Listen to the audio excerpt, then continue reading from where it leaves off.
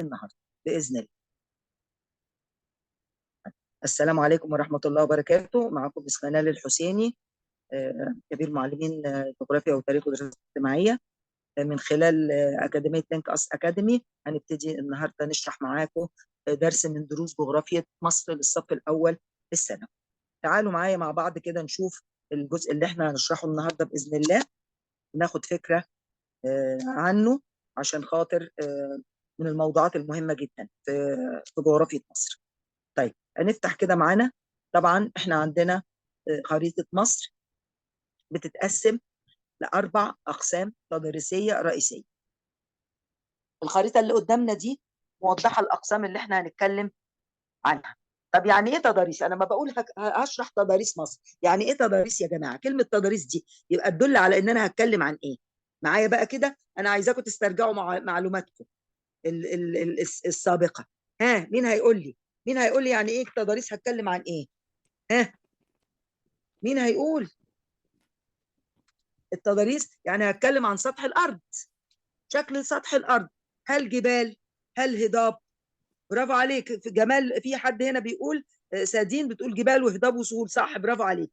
بس انا مش هقدر افتح يا جماعه يعني انا هبقى مركزه على الخريطه، فمعلش اتكلموا معايا بصوتكم، لان انا لولا ان انا فتحت دلوقتي الشاشه، لولا ان انا عرفت ان في حد بعت اجابه يعني. يبقى التضاريس هتكلم عن شكل سطح الارض من حيث السهول والهضاب والجبال. طيب تعالوا بقى نشوف معايا الكلام ده. احنا قسمنا سطح مصر لاربع اقسام تدريسيه، وكل قسم هندرسه بالتفصيل. طيب تعالوا نشوف اكبر قسم قدامكم في الاربع اقسام اللي قدامكم شبه جزيره سيناء، الصحراء الشرقيه، الوادي والدلتا، والصحراء الغربيه. اكبر قسم فيهم في التضاريس انهي قسم؟ القسم اللي بيشغل مساحه كبيره من مساحه مصر، اللي هو اي قسم قدامكم. ها، مين هيقول لي بسرعه كده؟ محدش هيقول؟ اقول انا، هقول الصحراء الغربيه. دي اكبر مساحه بتشغل جزء من سطح مصر، ودي بتشغل حوالي 68% من مساحه مصر. طيب القسم الثاني اللي يليها في المساحه الصحراء الشرقيه، بتشغل حوالي 22% من مساحه مصر.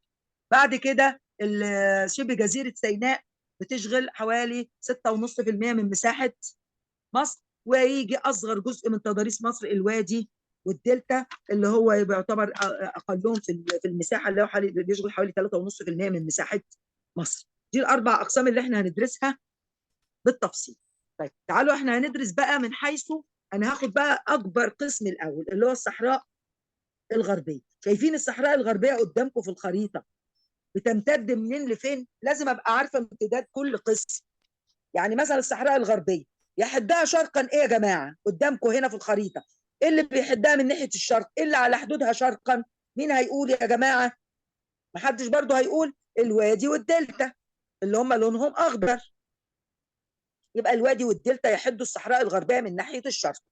طبعا الحدود الغربيه للصحراء الغربيه دوله ليبيا. الحدود الشماليه للصحراء الغربيه البحر المتوسط، يحدها جنوبا السودان. يبقى دي حدود الصحراء الغربيه. تعالوا بقى ندرس التضاريس بتاعتها بقى. هنجيب خريطه التضاريس. تعالوا نجيب خريطه التضاريس بتاع الصحراء الغربيه. ادي خريطه التضاريس بتاعت الصحراء الغربيه. شوف هو هنا حط الالوان في الصحراء الغربيه بس، لان انا بتكلم عن الصحراء الغربيه. عندي الوان ايه قدامكم؟ قدام عينيكم في كام لون؟ في لون احمر، او هو المفروض يحطوا بني، وده اللي بيعبر عن الجبال. ودي موجوده فين في الصحراء الغربيه يا جماعه؟ فين الجبل اللي في الصحراء الغربيه؟ مين يقول لي؟ طبعا جبل العوينات في اقصى جنوب الصحراء، جنوبها الغربي على الحدود مع ليبيا والسودان. ده جبل العوينات. بعد كده في اللون الاخضر، وده بيعبر عن الاراضي السهول.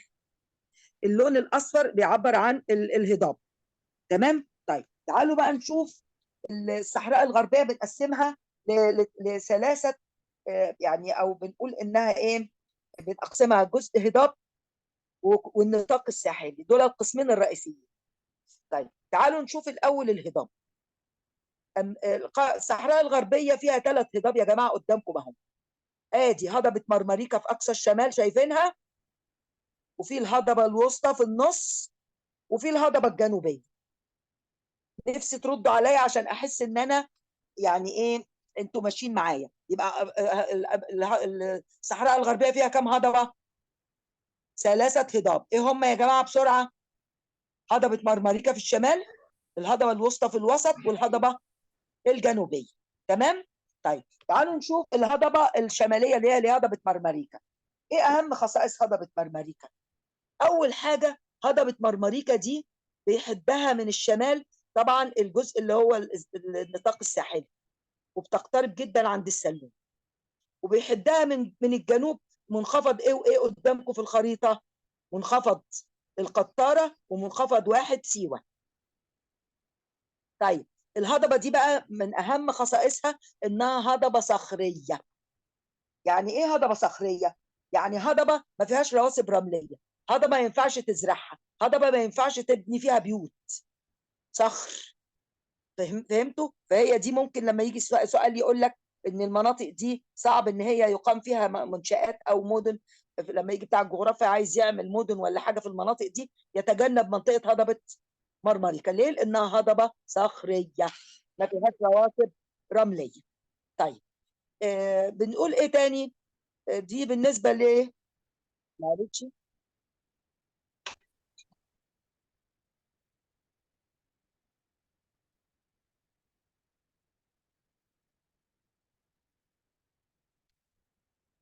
طيب تعالوا بقى نشوف. يبقى كده دي هضبة مرمريكا بتقع فين؟ في الصحراء الغربية، في أقصى شمال غرب الصحراء الغربية. بتمتد إلى حدود منخفض إيه يا جماعة؟ منخفض القطارة ومنخفض واحد سيوة. طيب تعالوا نشوف بقى الهضبة الوسطى. الهضبة الوسطى بقى دي بتمتد بقى فين؟ في وسط الصحراء الغربية، ما بين هضبة مرمريكا في الشمال لحد عندنا هنا لو لاحظتوا لحد حدود منخفض الخارجة والداخلة. يبقى إذا الواحات البحرية ومنخفض الفرافرة يقعوا ضمن الهضبة الوسطى. منخفض الواحات البحرية والفرافرة يقعوا ضمن الهضبة الوسطى. طيب تعالوا بقى نشوف الهضبة الوسطى دي بقى. طبعا بيحدها في الغرب طبعا الحدود مع ليبيا، وفي الشرق مع الحافة اللي هي ايه عند الوادي. طيب في حاجة فيها كمان اسمها غرد أبو المحارب. يعني ايه الغروض دي يا جماعة؟ يعني ايه الغروض؟ الغروض دي عبارة عن تكوينات رملية. سبحان الله، ربنا سبحانه وتعالى بتبقى تحس انها زي كأن انسان يعني راصص الرملة كده. انا هوريكم شكل هنا برضو موجود عندي، شوفوه برضو عشان تبقى عارفين فكرة الغروض. انتوا معايا كده؟ ثواني هوريكم الغروض. شايفين؟ انا كبرت اهي. شايفين الغروض؟ حد شايفين يا جماعة؟ اهي دي الغروض، تكوينات رملية بتبقى سبحان الله موجودة. بتبقى الرياح بتكون سبب في انها بتعمل اشكال مختلفة. وطبعا الاجانب بيحبوا يجوا يروحوا المناطق دي عشان يتفرجوا على جمال الغروض دي. ده غرد ابو المحاريق، ده موجود في الصحراء الايه الغربية وفي الهضبة الوسطى. شايفينه كويس يا جماعة؟ نفسي تردوا عليا، مش عارفة انتوا مش بتردوا عليا ليه. ها؟ ما انا بقول لكم ما ينفعش، ما ينفعش حد يا جماعة يبعت لي رسائل. انا مش بعرف، مش هفتح انا افتح اشوفكم. انا مركزه في الخريطه اللي معايا. خلاص. طيب تعالوا بقى نشوف نكمل موضوعنا. تعالوا بقى نكمل موضوعنا في الصحراء الغربيه. طيب ثواني لان في حد مش عارف يدخل، هبعت له اللينك تاني.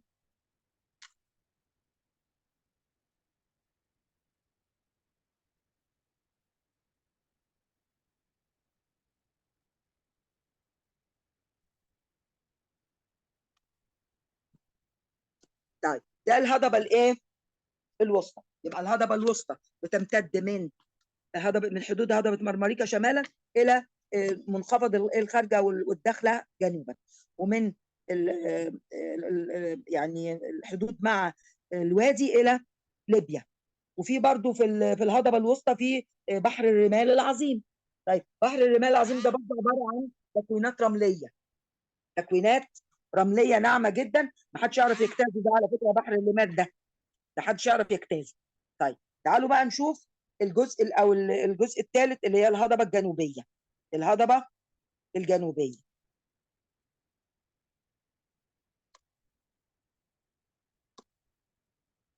الهضبه الجنوبيه بقى بتمتد من، قلت الحدود اللي هي تعتبر الشماليه لمنخفض الخارجه والداخله شمالا الى السودان جنوبا، ومن الحدود مع الوادي شرقا الى الحدود مع ليبيا غربا. ودي بتشغل حوالي تقريبا مساحه كبيره جدا، بتشغل نحو ثلث مساحه الصحراء الغربيه. طبعا الهضبه دي فيها جبل العوينات في اقصى جنوبها الغربي على الحدود مع ليبيا والسودان، فيها هضبه الجلف الكبير، دي اهم يعني ملامح تضاريس. وفيها طبعا منخفض الخارجه والداخله، دي واحات ناس عايشين فيها ومستقرين فيها، ومن اهم المناطق على فكره اللي فيها بتنتج فوسفات على فكره عند منطقه هضبه ابو طرطور اللي في النص دي.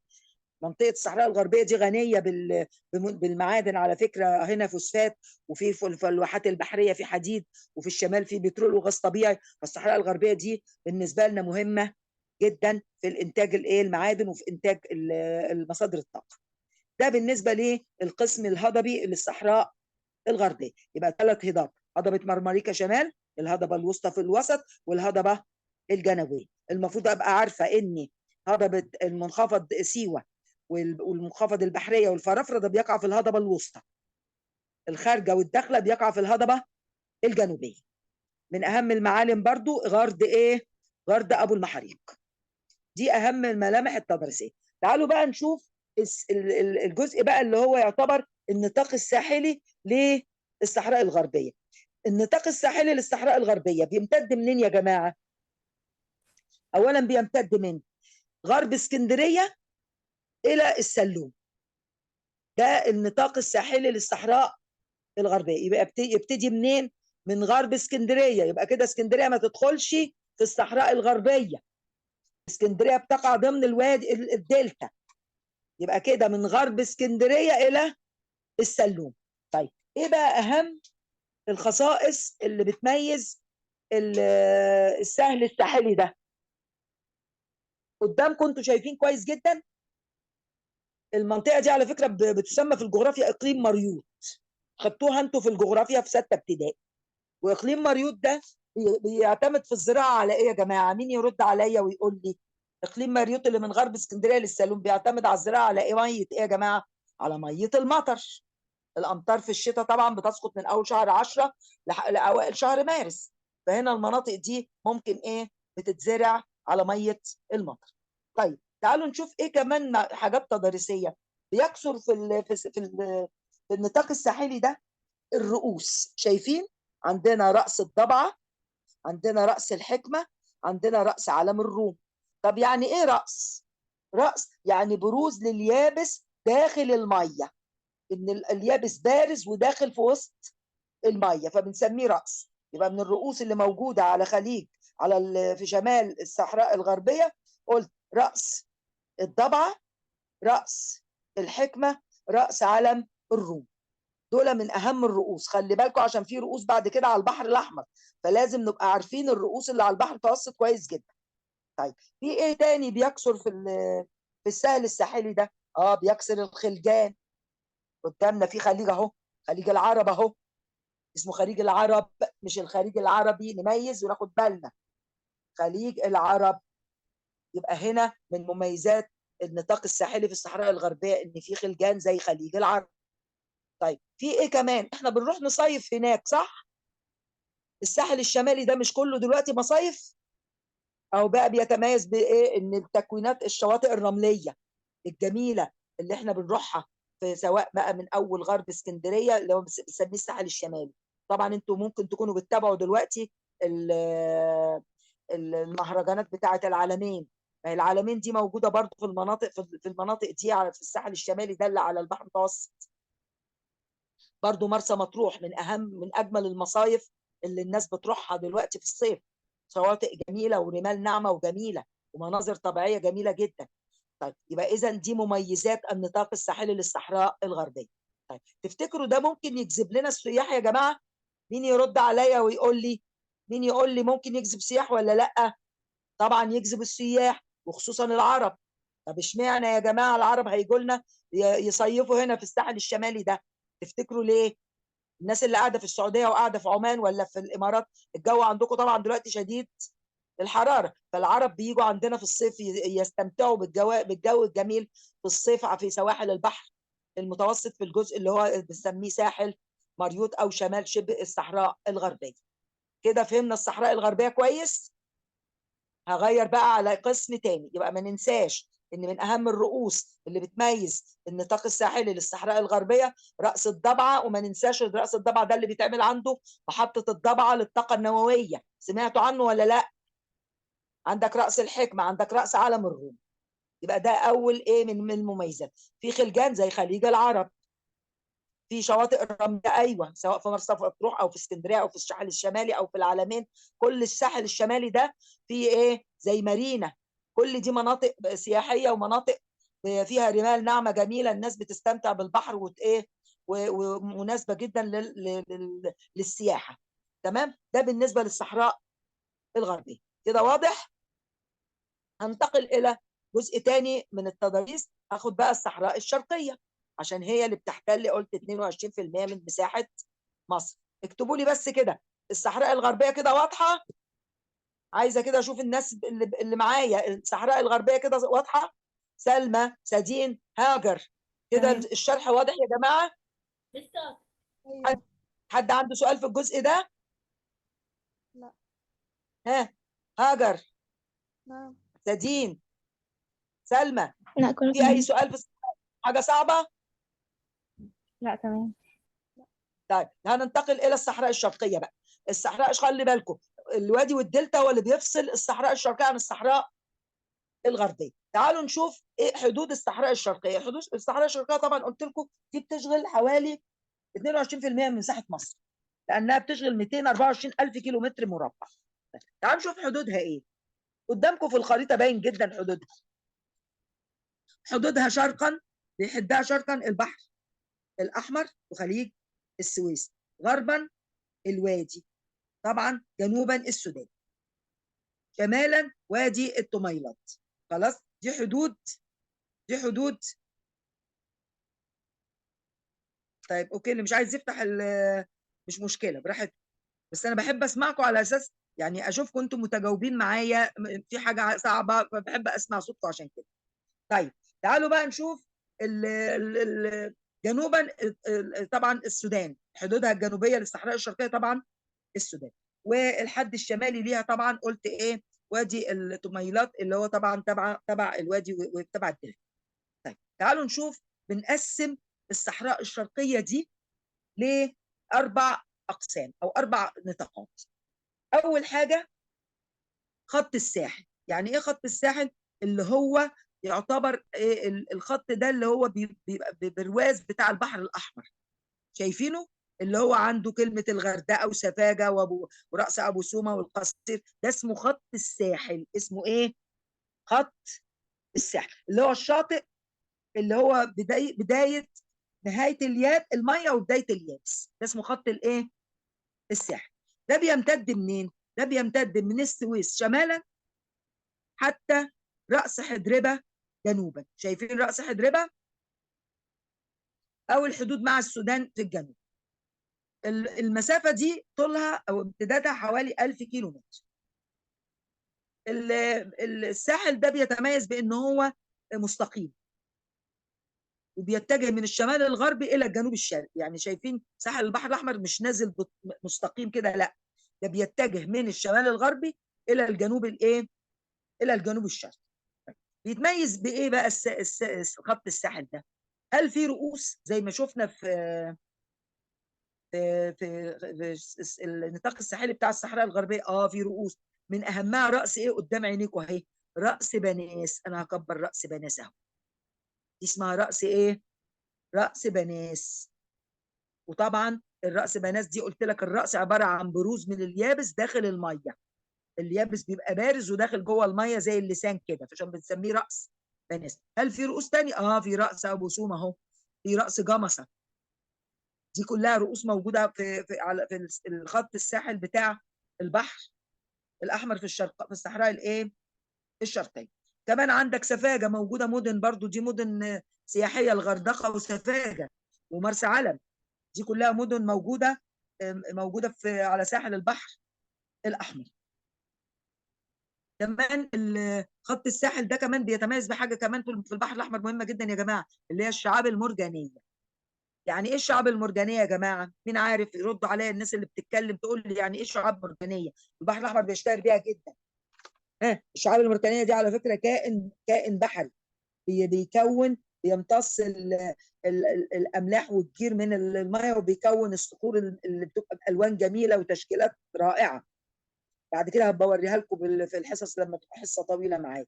يبقى اذا الساحل البحر الاحمر بيتميز بكثره الشعاب المرجانيه، ودي كتيره جدا في منطقه من اول راس جمصه الى حتى سفاجه، ومن من الغردقه كمان. الغردقه فيها برضو، منطقه الغردقه فيها، وبتمتد من مرسى علم لحد الحدود مع مين؟ مع السودان.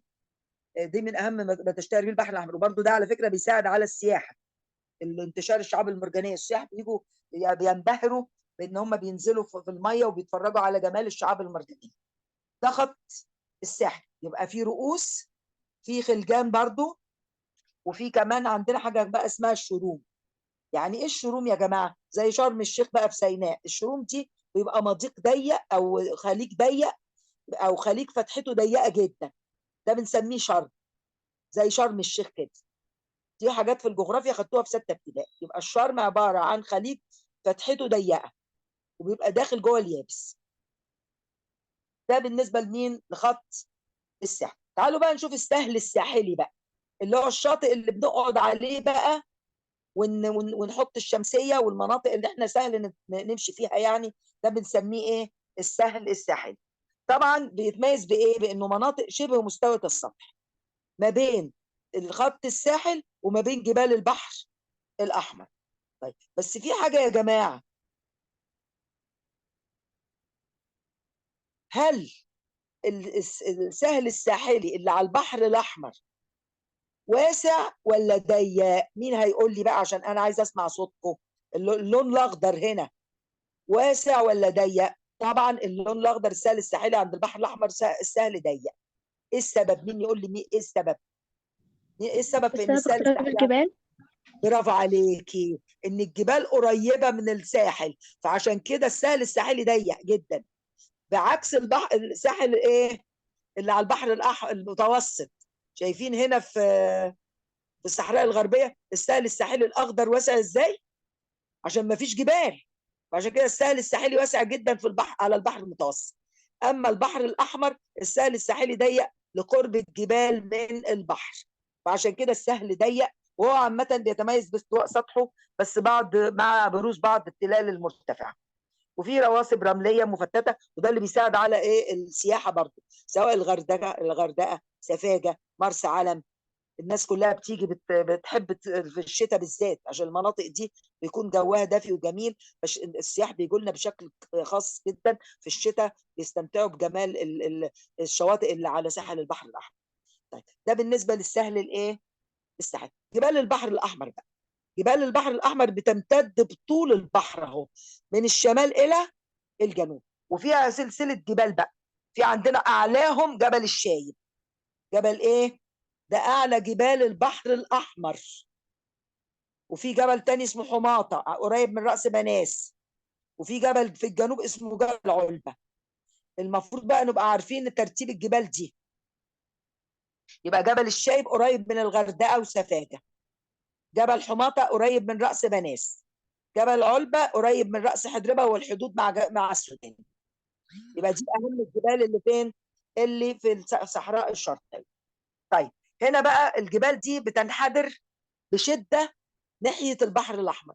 ليه يا جماعه؟ لان الجبال بتاع البحر الاحمر دي جايه نتيجه حركه انكساريه. يعني ايه يا جماعه حركه انكساريه؟ يعني الارض حصل فيها كسر، والبحر الاحمر نزل لتحت، والاراضي اللي حوالين البحر ارتفعت لفوق. فهتلاقي الجبال اللي في السعوديه جبال الحجاز وعسير واليمن، وهتلاقي الجبال اللي في مصر والسودان جبال حاده من ناحيه البحر. يعني ايه حاده؟ يعني مستقيمه ومتدرجه ناحيه نهر النيل. فعشان كده لما المطر بيمطر على البحر الاحمر هتلاقي في اوديه قصيره بتتجه ناحيه البحر الاحمر. وقصيره ليه؟ لانها الجبال ايه؟ منحدره بشده، وهتلاقي اندفاع الميه قوي. اما الاوديه اللي بتنحدر ناحيه الوادي فبتكون اطول وانحدارها بيكون طفيف. فعشان كده لو قارنتي بين الخطوط المنقطه اللي رايحه ناحيه البحر الاحمر والخطوط المنقطه اللي رايحه ناحيه نهر النيل، هتلاحظي ان اليمين طويله ومين قصيره. بسرعه كده، الاوديه القصيره اللي هي متجهه ناحيه البحر الاحمر، والاوديه الطويله المتجهه ناحيه وادي النيل. طيب ليه احنا في الخريطه مخلي الاوديه دي منقطه؟ لانها بتكون جافه، ما يبقاش فيها ميه الى وقت سقوط الامطار بس. فعشان كده بنميز الاوديه الجافه اللي في الصحاري بان احنا بنميزها على الخريطه، بتبقى عباره عن خطوط منقطه. يبقى في اوديه بتصب ناحيه البحر الاحمر زي وادي علم، وفي كمان وادي كمان اسمه وادي الجمال، شايفينهم؟ طيب في اوديه بقى بتصب ناحيه نهر النيل زي وادي قنا وزي وادي اسيوط، وفي وادي العلاقي كمان في اقصى الجنوب. يبقى وادي اسيوط، وادي قنا، وادي العلاقي. دي الاوديه الطويله اللي بتتجه ناحيه البحر، ناحيه نهر النيل. طبعا الاوديه دي ليها فايده على فكره يا جماعه. لو عملنا سدود على الاوديه دي، طبعا الامطار بتسقط على البحر الاحمر دي في الخريف والربيع بكميات كبيره. فلما بتقام السدود على الاوديه دي ممكن نستفيد من ميه الامطار دي ونستفيد منها في الزراعه. زائد الاوديه دي بتتخذ كطرق للمواصلات على فكره. عارفين ان الطريق ده هيودي عند البحر الاحمر، يعني طرق امنه. خلاص، ده بالنسبه للاوديه اللي موجوده في الصحراء الشرقيه. طيب هنا بقى يبقى كده بنقول ان الاوديه بتاعه البحر الاحمر بتنحدر بشده ناحيه البحر الاحمر وتنحدر بالتدريج ناحيه نهر النيل. وعلى فكره احيانا لما بتكون الامطار غزيره الاوديه دي بتدي ميه لنهر النيل، على فكره بتضيف له. بس طبعا مره في مره سببت انها ادت الى ارتفاع الشوائب في ميه نهر النيل، لان درجه ان لقينا ميه نهر النيل اصبح لونها اصفر. لو انتم فاكرين الحدث ده من حوالي 3 سنين، سنه 2020 تقريبا او 2021 طبعا. وعلى فكره للعلم برضو الاوديه دي هي بدايه نهر النيل على فكره. زمان كانت الامطار غزيره جدا على البحر الاحمر، فكان المطر بيمطر والميه بتتجه في الاوديه دي اللي هي حاليا جافه، وهي اللي كونت نهر النيل. الجزء ده اللي هو بيبتدي في جوه مصر ده بدايه نشاه نهر النيل، وده هناخده بالتفصيل في العصور الجيولوجيه في عصر المايوسين. طيب تعالوا بقى نشوف اخر حاجه بقى، النطاق الهضبي، وده بيمتد الى الغرب من جبال البحر الاحمر.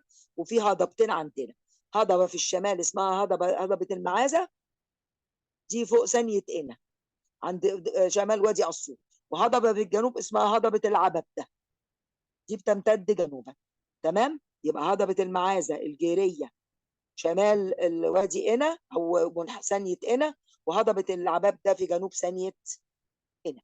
ده بالنسبه لتضاريس الصحراء الشرقيه. كده واضح يا جماعه؟ اقول تاني؟ نقول تاني. عندنا الصحراء الشرقيه بتمتد من البحر الاحمر شرقا الى الوادي غربا، ومن حدود السودان جنوبا الى قلت وادي الطميلات شمالا.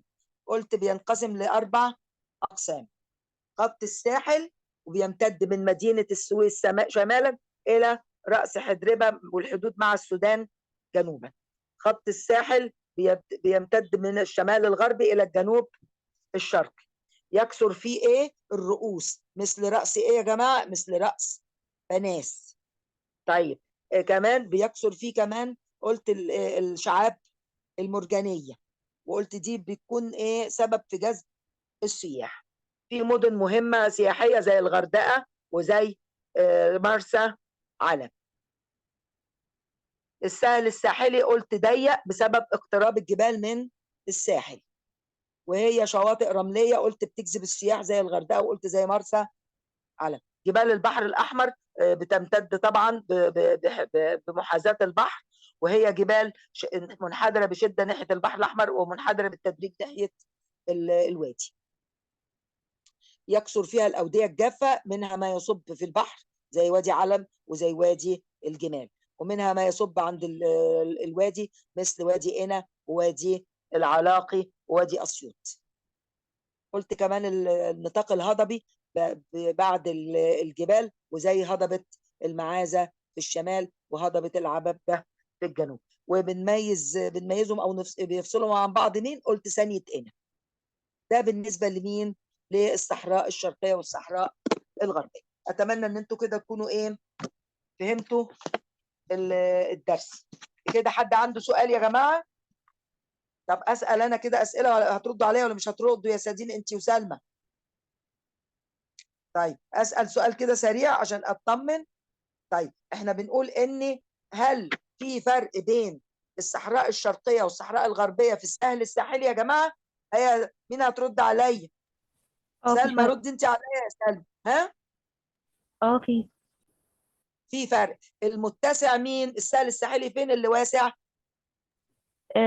الشرق. اللي على البحر الايه؟ المتوسط. الساحل الساحلي واسع عشان ما فيش جبال. اما الساحل الساحلي اللي على البحر الاحمر سهل ساحلي ضيق بسبب قرب الايه؟ الجبال. طيب قلت من اهم الرؤوس على البحر الاحمر راس ايه؟ راس راس بناس. طيب اهم الرؤوس اللي على البحر المتوسط راس ايه؟ ها؟ راس الضبعه، ما ننساهوش، مش محطه الضبعه هناك؟ ما ننساهوش راس الضبعه، راس علم الروم، راس الحكمه. طيب قلت ان الاوديه الجافه اللي بتصب في البحر الاحمر، قلت وادي ايه وايه اللي بيصب في البحر الاحمر؟ وادي الجمال وعلم، ووادي ايه كمان؟ ها؟ وادي الجمال وفي وادي تاني. ها؟ وادي مرسى علم او وادي علم. وادي علم.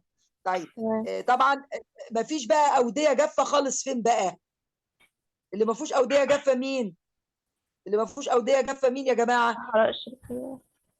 الصحراء الغربيه ما فيهاش اوديه جافه. على مش احنا قلنا البحر المتوسط ما فيش جبال، يبقى ما فيش اوديه جافه خالص على البحر المتوسط. وقلت ان الاثنين بيجذبوا ايه؟ السياحه، سواء البحر الاحمر او البحر المتوسط. بس البحر المتوسط بيجذب السياح في فصل الصيف، والبحر الاحمر بيجذب السياحه في فصل الشتاء. طيب الناس بتستمتع بالبحر في البحر الاحمر بايه؟ بيشوفوا ايه في البحر الاحمر؟ الشعاب المرجانية. الشعاب المرجانيه، برافو عليكي، وصفاء الميه. طيب اما شواطئ البحر المتوسط بيستمتعوا بجمال الجو اللي هو النسيم. خصوصا في الصيف. عشان ايوه، مش برافو زي عليكي. السعودية والحاجات وعمان والحاجات دي بيبقى حر. ايوه الدول العربيه بتحب يجوا يصيفوا عندنا فعلا. كمان قلنا ان الصحراء الغربيه يكثر فيها المنخفضات اللي هي الواحات، زي ما قلت واحد سيوه والخارجه والداخله والفرافره والواحات البحريه. في الصحراء الشرقيه يكثر الاوديه الايه؟ الجافه. يبقى كل صحراء بتتميز بميزه بتختلف عن الصحراء الايه؟ الاخرى. طيب قلت الاوديه اللي موجوده في الصحراء الشرقيه زي وادي قنا ووادي العلاقي ووادي اسيوط، قلت ممكن نستفيد من الميه بتاعتهم باننا نعمل ايه يا جماعه؟ اقامه ايه؟ اقامه السدود. لو اقمنا سدود على الاوديه دي هنخزن ميه الامطار اللي بتسقط في الخريف وفي الربيع، ونستفيد منها في اقامه مشروعات ايه؟ زراعيه. كمان الاوديه الجافه دي بتبقى كويسه كمان في ايه؟ كطرق للمواصلات. بتساعد طريق مضمون، يعني العرب او الناس اللي ساكنين في المناطق دي بيبقى عارفين ان الطرق دي هتؤدي الى اماكن معينه فما يتوهوش يعني. طيب من ضمن الحاجات برضو اللي عايزه الفت نظركم ليها ان احنا باذن الله الحاجات دي برضو هتبقى مرتبطه بالتاريخ الجيولوجي لمصر، وده هندرسه بالتفصيل ان شاء الله واحنا بندرس المنهج. اي سؤال يا جماعه؟ حد عايز يستفسر عن اي حاجه؟ لا شكرا. ان شاء الله هنتظركم ان شاء الله يوم الثلاث الجاي بقى في حصه التاريخ. انتوا ما دخلتوش معايا التاريخ المره اللي فاتت. مهم. هنتظركم ان شاء الله. اي سؤال طيب قبل ما اقفل، قبل ما الميتنج يقفل؟ لا شكرا. جزاكم الله خيرا. يلا يا حبايبي ان شاء الله هبعت لكم يلا. كده واجب باذن الله